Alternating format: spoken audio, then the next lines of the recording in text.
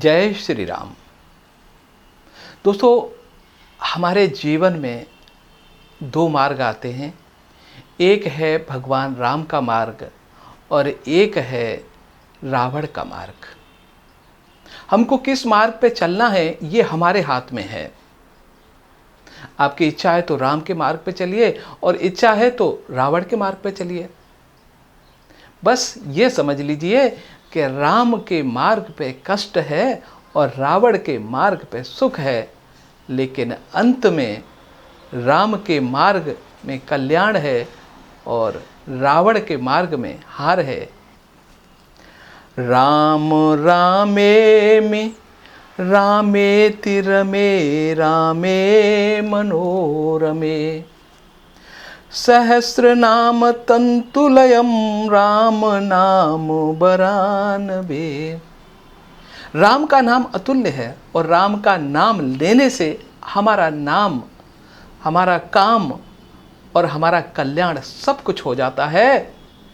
और कई लोग ये कहते हैं कि राम के नाम में क्या है, राम के रूप का बखान करो, राम के दर्शन करो। तो गोस्वामी जी तुलसीदास लिखते हैं, को बड़ छोट कहत अपराधु सुन गुण भेद समझिए साधु देखी भई रूप नाम अधीना रूप ज्ञान नहीं नाम बिहीना। बहुत सुंदर वर्णन किया है तुलसीदास जी ने कि रूप और नाम के चक्कर में क्यों पड़ते हो। यदि आप नाम लोगे तब भी तर जाओगे, तब भी कल्याण होगा, और अगर रूप का ध्यान करोगे तो भी आपका कल्याण हो जाएगा। ना रूप बड़ा है ना नाम बड़ा, कोई छोटा बड़ा नहीं है। आप तो बस राम का ध्यान करो और सामने आ जाए राम का रूप, और नहीं आए तो राम का नाम लो। अब जैसे हम किसी का नाम लेते हैं कि उस व्यक्ति का नाम राम प्रसाद है तो उसका चेहरा हमारे सामने आ जाता है, लेकिन चेहरा सामने तभी आएगा जब हमने उसको देखा होगा। अगर मैं आपसे कहूं कि भाई राम प्रसाद एक व्यक्ति है तो आप कहेंगे कौन राम प्रसाद, आपके सामने चेहरा नहीं आएगा। इसलिए जिन लोगों ने राम के दर्शन एक बार कर लिए हैं उनके लिए ना नाम छोटा है, ना बड़ा है, ना रूप। उनके सामने तो राम का स्मरण करते ही उनका चेहरा सामने आएगा, राम का रूप भी आएगा, और नाम लेने से न लेने से कोई फर्क नहीं पड़ेगा। और जिन्होंने राम के अभी तक दर्शन नहीं किए, सिर्फ नाम पुकारते हैं, तो नाम पुकारते रहो, उनका भी कल्याण हो जाएगा। हमारे जीवन में दो ही मार्ग हैं, एक राम का मार्ग है, एक रावण का मार्ग है। किस पर चलना है ये आपको तय करना है। राम के मार्ग पर चलने वालों को जीवन में कष्ट के सिवा कुछ नहीं मिलता है, और रावण के मार्ग पर चलने वालों के जीवन में सुख ही सुख है। लेकिन अंतर कहाँ है? अंतर ये है कि राम का मार्ग पर जो चलते हैं और उनका अंत हमेशा अच्छा होता है, जीत उन्हीं की होती है, लेकिन हार रावण के अनुयायियों की होती है। तो राम के मार्ग पे चलने वाले अद्भुत लोग होते हैं, वो सबका कल्याण चाहते हैं। देखिए कितना अच्छा तुलसीदास जी ने लिखा है कि परहित बस जिनके मन माही तिन कछु जग दुर्लभ कुछ नाही। दूसरों के प्रति जो अच्छी भावना रखते हैं, दूसरों का कल्याण चाहते हैं, वही तो राम के अनुयायी हैं, और उनके लिए दुनिया में ऐसा कोई काम नहीं है जो कि उनके लिए असंभव हो। जिस मार्ग से वो गुजर जाते हैं ना, उस मार्ग पर सुख ही सुख हो जाता है। उस मार्ग पर जो भी कुछ जीव जंतु मिलते हैं वो सब सुखी हो जाते हैं, उनके दुख दरिद्र सब कुछ मिट जाता है। जिस प्रकार राम जब उनको वनवास हो गया और घर से निकले तो मार्ग में चाहे केवट आया हो, चाहे पत्थर वो अहिल्याबाई आई हो, चाहे सबरी आई हो, सबका कल्याण होता चला गया। इसलिए राम के अनुयायी जिस मार्ग से जाते हैं सबका कल्याण वो करते हुए जाते हैं, और उनका कल्याण तो भगवान राम करते हैं। तुलसी ममता सो ममता सब संसार, राम न रोष न दोष दुख, दास भये भव पार। तुलसीदास जी कहते हैं कि जिनके मन में ममता है वही राम के अनुयायी हैं, और उनके लिए संसार में किसी प्रकार का कोई भेदभाव नहीं है, चाहे केवट हो, चाहे रावण हो, चाहे विभीषण हो, उनके लिए सब एक जैसे हैं और सबका कल्याण भगवान राम करते हैं। और राम का देखिए, राम का नाम लेने से हम भवसागर से पार होते हैं और हमारे जो दोष दुख सब कुछ दूर हो जाता है, ऐसा तुलसीदास जी कहते हैं। और जिनके मन में श्रद्धा नहीं राम के प्रति, उनको राम का नाम लेने से कोई मतलब नहीं होता है। कि देखिए, हमने देखा होगा कि कई साधु संत बन जाते हैं, राम राम जपते रहते हैं, लेकिन उनका मतलब राम से कुछ नहीं है। वो तो अपने परिवार या पेट को या पैसे कमाने के लिए काम करते हैं। उनके लिए तुलसीदास जी ने लिखा है, तुलसी जो पे राम सो, नाहि न सहज स्नेह। यदि राम से स्नेह नहीं है, मूड मुड़ई हो पादी, भाण भयो तजगे। तो उस भाणपने से कोई फायदा नहीं है कि तुम राम राम चिल्ला रहे हो, उल्टे सीधे तिलक कपड़े लगा करके।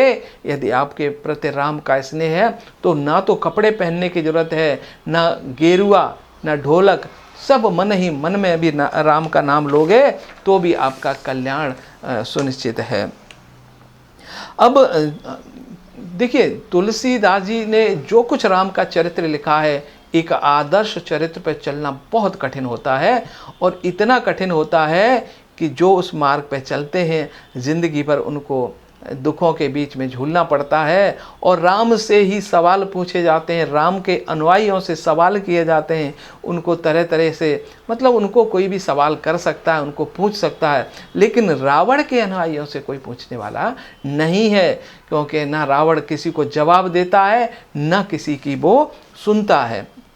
अब एक दृष्टांत आता है कि जब रावण सीता को चुरा करके ले गया था और उसने लंका में रखा, भगवान ने युद्ध करके रावण का वध करके जब सीता को वापस ले आए और भगवान राम का राज्याभिषेक हो गया और माँ सीता अयोध्या की महारानी बन गई, तब एक धोबी ने एक तोहमत लगा दी माँ सीता के ऊपर कि जो रावण के यहाँ इतने दिनों तक रह के आई, मैं और राम ने उसको घर में रख लिया, मैं राम नहीं हूँ, मैं तुझे घर पे नहीं रखूँगा। क्योंकि उसकी स्त्री कहीं एक रात बाहर बिता के आई थी, मात्र इसीलिए मैं राम नहीं हूँ।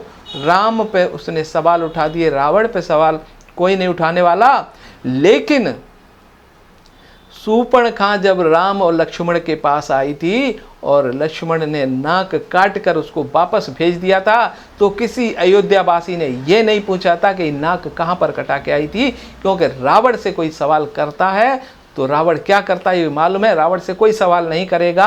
और रावण ने क्या किया कि उससे शूर्पणखा से नहीं पूछा कि भाई तू कहाँ क्या हुआ है, उसने तो बस भगवान राम के खिलाफ युद्ध छेड़ दिया। तो ये अंतर है राम और रावण में। अब किस मार्ग पे चलना है ये आपको सोचना है। एक राम वो हैं जो दशरथ अपने पिता के कहने पर वन को चले जाते हैं, और एक आपने हमारे इतिहास में पढ़ा होगा, औरंगजेब का नाम सुना होगा कि जो अपने पिता को कैद कर देता है, कारागृह में डाल करके खुद राजा बन जाता है। एक कंस का नाम सुना होगा कि जो राज्य के लालच में आकर अपने पिता अग्रसेन को जेल में डाल करके खुद राजा बन जाता है। तो राम और रावण में यही अंतर है। एक राम वो हैं, एक राम वो हैं, एक राम के भाई भरत हैं जो कि राम की खड़ाओं को सिंहासन पर रख करके पूरा राज्य चलाया, और एक औरंगजेब वो है जो राज्य पाने के लिए अपने 3 और जो भाई थे उनको हत्या कर दी। तो राम और रावण के 2 मार्ग हमारे यहाँ पर हैं। किस मार्ग पे चलना है ये आपको तय करना है। पर इतना तो निश्चित है कि तुलसी परिहरि हरि हरें, पावर पूजय भूत। मतलब रावण में ताकत है और उस राक्षसी ताकत को जो पूजते हैं उनका क्या हाल होता है मैं आपको बताता हूँ। कि देखिए, राम तो किसी को ना कहेंगे और राम अपनी ताकत किसी को नहीं दिखाएंगे। ये तो राम तो बुरी शक्तियों को ख़त्म करने के लिए अपनी ताकत इस्तेमाल करते हैं, बुरे काम करते हैं, उनके लिए राम अपनी शक्ति का इस्तेमाल करते हैं। बाकी कहीं ताकत, और जो बुरे लोग होते हैं वो अपनी ताकत दूसरों को परेशान करने में करते हैं। तो जो लोग उस बुरी ताकत को पूजते हैं, उन राक्षसों को पूजते हैं, उस रावड़ी राक्षसों का अनुसरण करते हैं, उनका हाल वही होता है। तुलसी परिहरे हरे हरे पावर पूजय भूत, अंत फजीयत होएगी गणिका के से सपूत। गणिका एक वेश्या का पुत्र का क्या हश्र होता है, कितनी इज्जत होती है समाज में, जहाँ जाता है किस नज़र से उसको लोग देखते हैं। उसी प्रकार जो असुरी शक्तियों का अनुसरण करने वालों का हश्र भी उसी पुत्र के समान होता है जो वेश्या का पुत्र होता है। अब राम के बारे में कहा जाता है कि राम को कितने लोग पहचान सकते हैं, कितने लोग जान सकते हैं। तो राम को प्राप्त करना और राम तक पहुंचना बड़ा ही कठिन काम है। और कितना कठिन है, हम लख लखहि हमार लख। अरे हम उसको ढूंढने चले हैं, पहले अपने आप को तो पहचान लो। राम को वही पहुंच सकता है जिसने खुद को पहचान लिया है। क्या लिख रहे हैं तुलसीदास जी, हम लख लखहि हमार लख, हम हमार के बीच। हम उसको ढूंढने चले हैं, अपने को तो ढूंढ लो, और हमारे उसके जो बीच में है, हम हमारे के बीच। तुलसी अलख का लख राम नाम जय नीच। अरे वो उस राम को क्या पहचानेंगे जिसने खुद को नहीं पहचान पाया है। तो हमारे और राम के बीच में है जो माया है, पहले उसको हटाओ, खुद को पहचानो, तभी राम को ढूंढने चलो। यही भगवान राम का आदर्श है।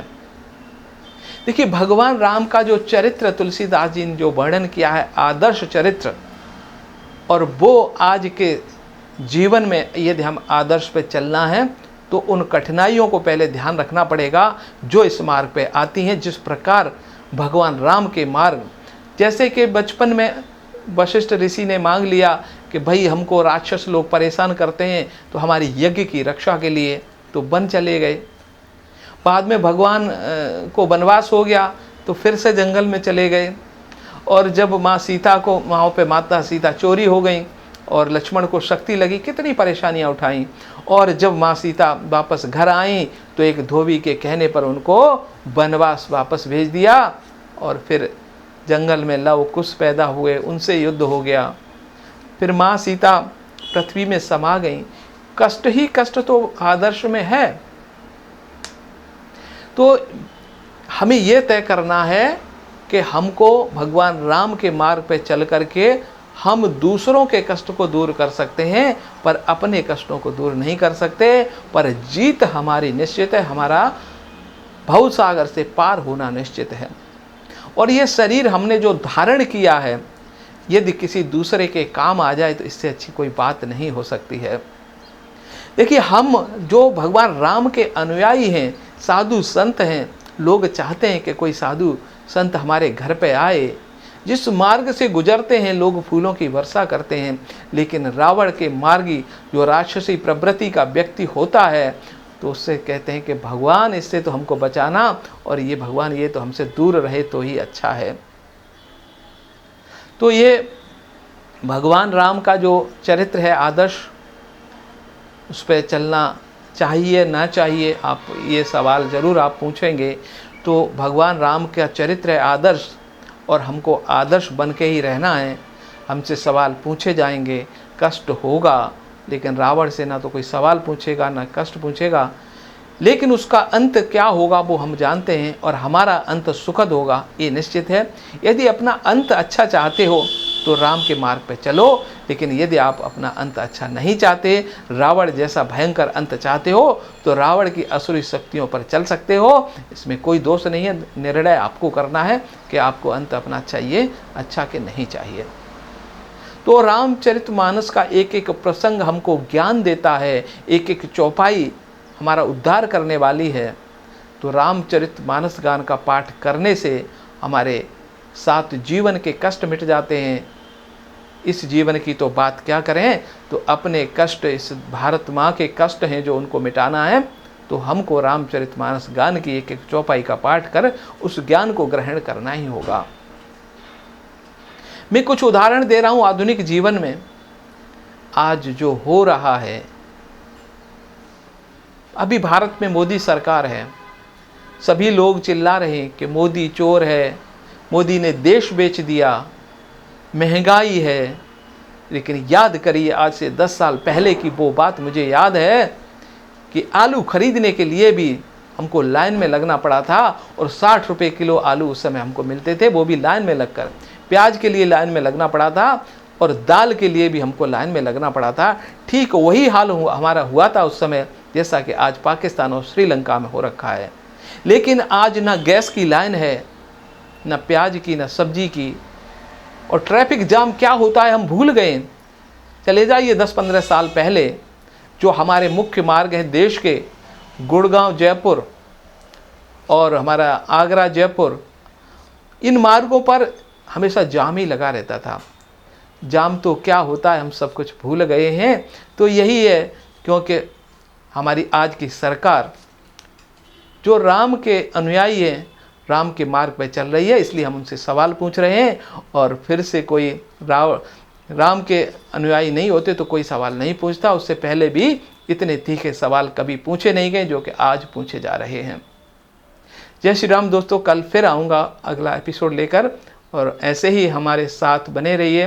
सुबह 5 बजे हम इसका अगला एपिसोड लेकर आएंगे, और सुबह 5 बजे मैं इसको पब्लिश करता हूँ। तब तक अपने दोस्त आर्य श्यामवीर सिंह को दीजिए अनुमति। नमस्कार।